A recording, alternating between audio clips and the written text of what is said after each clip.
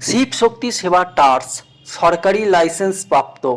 অসহায় মানুষদের প্রতিদিন অল্প কিছু খাবার দেওয়া হয়।